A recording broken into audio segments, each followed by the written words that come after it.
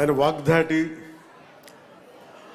ఆయన మాటకి మాటిచ్చే విధానం మనందరిని ఆకట్టుకుంటాడు.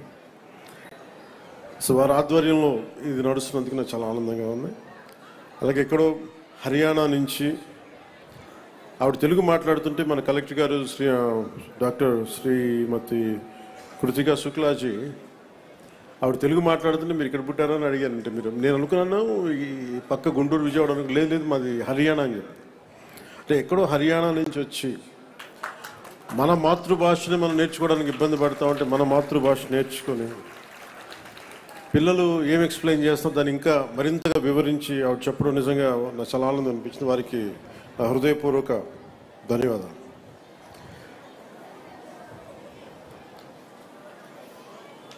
అలాగే వేదిక పైన ఆస్ట్రేలియాని గౌరవించిన zilla parishad chairperson Shrimati Henry Christina గారికి,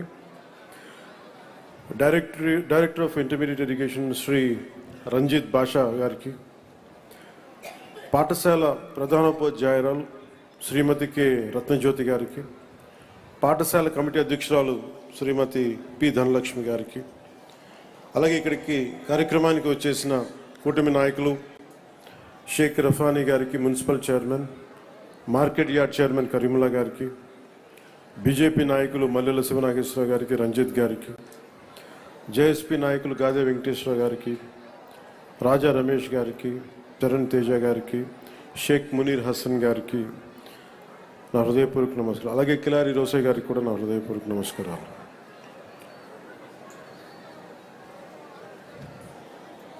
ఇందాక దారిలో వస్తూ ఉంటే కృష్ణతేజ గారు చెప్తా ఉన్నారు, ఇందాక పెద్దలు పత్తిపాటి పుల్లారావు గారు కూడా చెప్తా, ఇందాక మేడం రత్నజ్యోతి గారు కూడా మాట్లాడుతా, ఇది తోట రాఘవయ్య గారు కదా నిచ్చింది స్థలం, తోట రాఘవయ్య గారా అంటే ఎప్పుడు ఇచ్చారు అంటే ఎవరిచ్చారు ఈ స్థలం అంటే వాళ్ళ కూతురి కోసం, వాళ్ళ కూతురి పేరు మీద ఇచ్చారు. ఇది శారదా హై స్కూల్ అని చెప్పి టెక్నికల్ ఎడ్యుకేషన్ కోసం ట్రైనింగ్ కోసం ఇన్స్టిట్యూట్కి ఇచ్చారని 1 ఎకరం స్థలం ఇచ్చారు.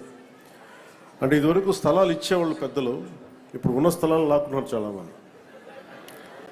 అంటే ఎంత అద్భుతంగా ఉంది చూడండి, అంటే కాలం ఎలా మారిపోయింది అనడానికి. అలాగే మన కృష్ణతేజ గారి తాతగారు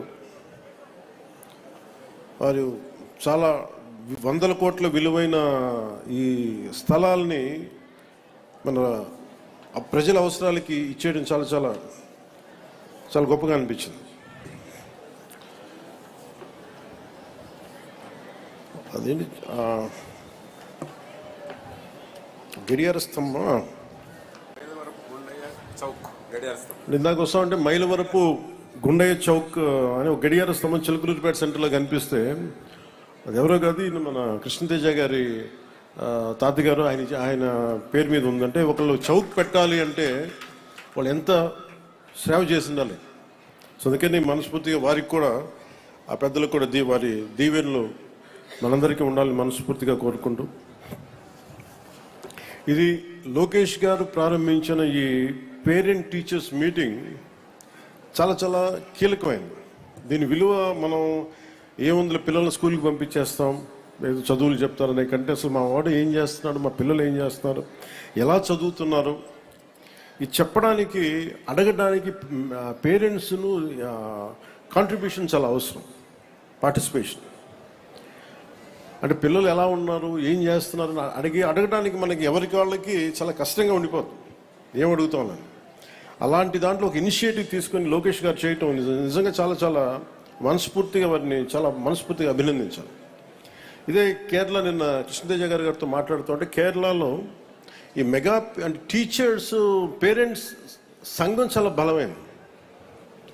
అంటే పిల్లలకి ఏదన్నా సరే ఒక తప్పు జరిగినప్పుడు అంటే ఉదాహరణకి ఏమైపోయినాయి అంటే నిన్న పిఠాపురంలో కూడా ఏదో గొడవ, ఒక చిన్న విద్యార్థుల మధ్య ఒక చిన్నపాటి గొడవ జరిగితే దాన్ని రాజకీయ నాయకుల లబ్ధి కోసం దాన్ని కుల గొడవలుగా క్రియేట్ చేయడం ప్రారంభించారు. ఇద్దరు బిడ్డలు కొట్టుకుంటారు. అలాంటిది ఇట్లాంటి చేరిపోయి అంటే అందుకని తల్లిదండ్రుల పార్టిసిపేషన్స్ పిల్లలు చదువుతున్నప్పుడు చాలా చాలా అవసరం.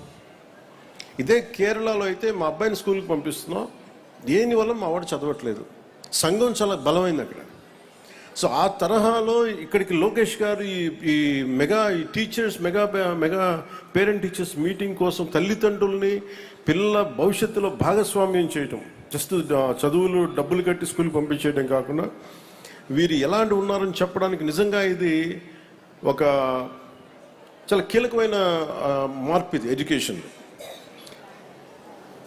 దీనివల్ల పిల్లలు ఎలా పెర్ఫామ్ చేస్తారు, వాళ్ళ బలాలు ఏంటి, బలహీనతలు ఏంటి, ఇవి క్లియర్గా తెలుసుకోగలరు. పిల్లలు ఎక్కువ శాతం అధ్యాపకుల దగ్గరే ఉంటారు కాబట్టి అధ్యాపకులు వారికి ఆల్మోస్ట్ దైవ సమానులు అయిపోతారు. మనం స్కూల్కి వెళ్ళినప్పుడు మనం ఏం చేస్తాం, సరస్వతి ప్రార్థన చేస్తాం, గురు బ్రహ్మ గురు విష్ణు గురుదేవ మహేశ్వర గురు సాక్షాత్ పరబ్రహ్మ తస్మై శ్రీ గురువే నమః అని చెప్పి మనం అధ్యాపకుల్ని మనం దైవంగా భావిస్తాం తల్లిదండ్రుల తర్వాత. ఇది ఎంత అరుదైన సంస్కృతి మనది. ఈ సంస్కృతిని గౌరవించుకోవడానికి దీనికి ఈ పేరెంట్ టీచర్స్ మీటింగ్ చాలా అద్భుతంగా పనిచేస్తుంది. అలాగే నాకు ఎక్కడో అంటే ఎంత ప్రభావితం చేస్తారు టీచర్స్ అంటానికి, తల్లిదండ్రులు ఒకలాగా ప్రభావితం చేస్తే టీచర్స్ మనకి కేవలం పాఠాలు చెప్పరు, మన భవిష్యత్తుని తీర్చిదిద్దుతారు. సో దాంట్లో భాగంగానే మనం ఇంట్లో తల్లిదండ్రులకి అండగా ఉండటానికి గౌరవ ముఖ్యమంత్రి గారు ప్రతిపాదించిన ఈ తల్లికి వందనం కార్యక్రమాన్ని దాదాపు 15,000 రూపాయల చొప్పున 67,27,000 మందికి విద్యార్థులకి 8,711 కోట్ల నిధులతోటి నేను అందించడం జరుగుతూ ఉంది. దీంతోపాటు ఇందాక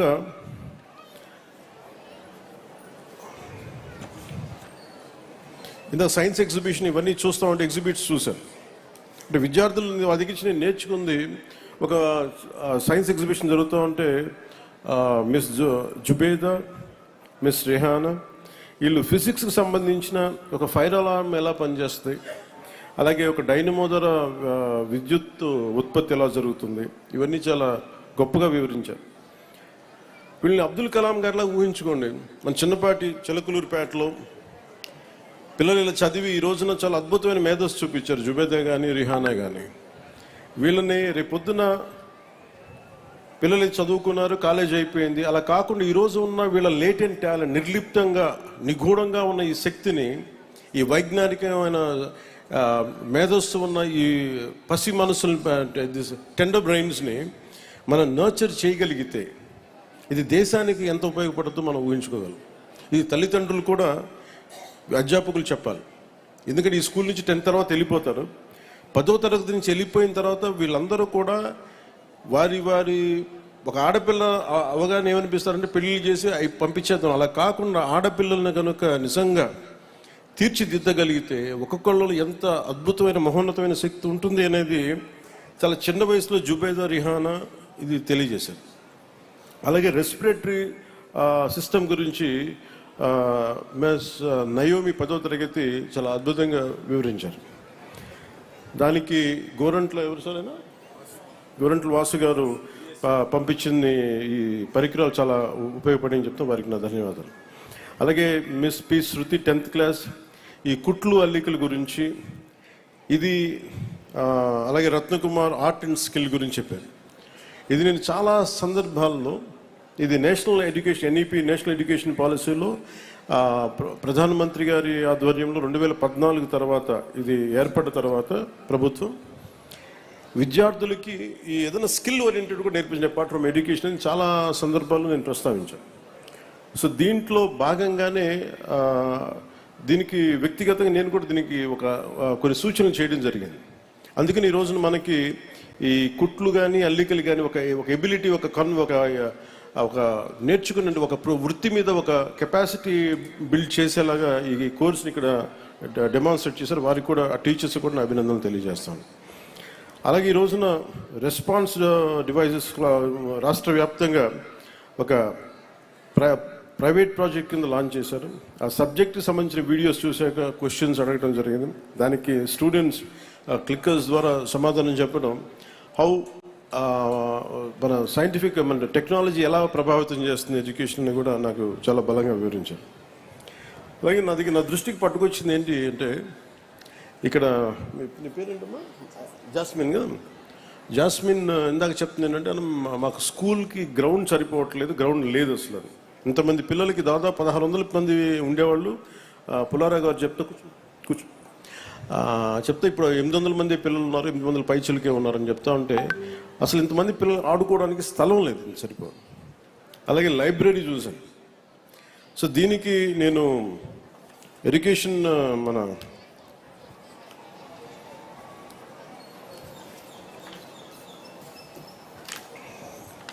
రంజిత్ భాషా గారిని కూడా నేను రిక్వెస్ట్ ఏంటంటే దీనికి సంబంధించిన ప్లే గ్రౌండ్కి ఏదన్నా పాసిబిలిటీస్ అని ఎక్స్ప్లోర్ చేయవలసిందిగా కోరుకుంటా ఉన్నాను. అలాగే ఇందాక మన కలెక్టర్ గారు మాట్లాడుతూ ఇందాక లైబ్రరీ చూశాను. లైబ్రరీ చూస్తే చిన్న లైబ్రరీ ఉంది, దానికి బీరువాలన్నీ ఉన్నాయి, కానీ లోపల పుస్తకాలు అంటే ఇన్ని వందల మంది విద్యార్థులకు సంబంధించిన పుస్తకాలు లేవని అనిపించింది. అలాగే కంప్యూటర్స్ చూస్తే ఎలా నేర్చుకున్నారంటే ఒక 10 కంప్యూటర్స్ ఉన్నాయి. వాటికంటే నేను నా వైపు నుంచి నేను మీకు ఒక ఫుల్ లైబ్రరీ మీకు డొనేట్ చేస్తాను. ఎందుకంటే మీరు స్కూల్లో నేర్చుకునేది ఒకటి, అధ్యాపకులు చెప్పేది ఒకటి, మీరు స్వంతంగా మీరు పుస్తకాలు చదవటం. ఎంతసేపు కూర్చోబెట్టి ల్యాప్టాప్స్లో కూర్చోవడం, ఫోన్లు చూడటం. తల్లిదండ్రులు కూడా ఎలా ఉందంటే మా అబ్బాయి ఫోన్ పట్టుకొని ఇలా టచ్ టెక్నాలజీ మొత్తం తిప్పేస్తుంది, బాగా ఎడ్యుకేట్ అయిపోయాడు అనుకుంటున్నారు. ఇంగ్లీష్ నేర్చుకుంటే ఇంగ్లీష్ వచ్చిన దానివల్ల మనకు తెలివితేటలు రావు. ది క్రియేటివ్ కెపాసిటీ, ఇన్నోవేట్ చేయగలిగే మైండ్, ఇవన్నీ రావాలి అంటే మటుకు చాలా మల్టీ టాలెంట్స్ కావాలి మనకి. మల్టీ టాస్కింగ్ చేయాలన్నా. అందుకని దానికి మనం స్వయం శక్తితోటి చదువుకోవడం అనేది చాలా ఎసెన్షియల్. అపార్ట్ ఫ్రమ్ మన టీచర్స్ నేర్పించేది కాకుండా. అందుకు మీరు ఇళ్లలో కూడా తల్లిదండ్రులకు కానీ ప్రతి ఒక్కళ్ళకి గ్రూప్ లైబ్రరీ ఇచ్చే 10 మంది ఒకటే ఏరియాలో ఉంటే మీరు ఒక లైబ్రరీ చిన్న లైబ్రరీస్ పెట్టుకోండి. అలాగే కూటమి నాయకులకు కూడా, జనసేన నాయకులు కూడా ప్రత్యేకించి పిల్లలకి మీరు రేపు పొద్దున పిల్లల ఓట్లు కావాలనుకున్నారు, పిల్లలకి మీరు ఏం చేయకుండా ఓట్లు ఎలా అడుగుతారు మీరు అందరూ. అందుకని పిల్లలకి ఏదైనా కనీసం లైబ్రరీస్ లాంటివి మీరు పెట్టండి, నాకు మొబైల్ లైబ్రరీస్ లాంటివి. అందుకని నేను నా సైడ్ నుంచి మీ లైబ్రరీని నేను ఈ స్కూల్ని నడిపితే ఎలా ఉంటుందో అలాంటి లైబ్రరీ మీకు నేను మంచి పుస్తకాలు పంపిస్తాను మీకు. అది ఇంగ్లీషు, అలాగే మీకు 3 భాషలు వచ్చు. మీకు ఆ 3 భాషలకు సంబంధించి మీకు ఒక హిందీలో మీకు రామ్ధారి సింగ్ దినకర్ లాంటి ఒక గొప్ప రాష్ట్ర కవిని మీకు చదివేలాగా ఒక హిందీ పుస్తకాలు, తెలుగు పుస్తకాలు, మంచి ఇంగ్లీష్ పుస్తకాలు, ఇవన్నీ నేను మీకు సెలెక్ట్ చేసి దాదాపు నాకు బడ్జెట్ తెలియదు కానీ అంటే మీ లైబ్రరీ నిండిపోయేంత పుస్తకాలను కొత్త బీరువాలు కూడా పంపిస్తుంది. అలాగే కంప్యూటర్స్ ఇందాక శుక్లా గారు చెప్తా ఉంటున్నారు, madam Kritika Shuklaji, just 10 computers ఉన్నాయంటే నేను నా సైడ్ నుంచి మీకు ఒక 25 కంప్యూటర్స్ నేను మన స్కూల్కి పంపిస్తాను. సో ఇవన్నీ చేసి పెడతాను.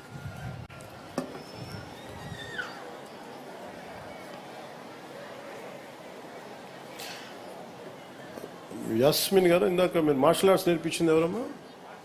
యాస్మిన్ గారేనా?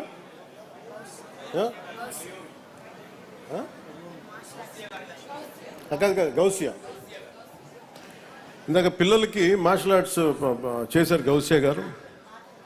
మార్షల్ ఆర్ట్స్ నేర్పించిన ట్రైనర్ శ్రీ గౌసియా గారు, మిస్ గౌసియా.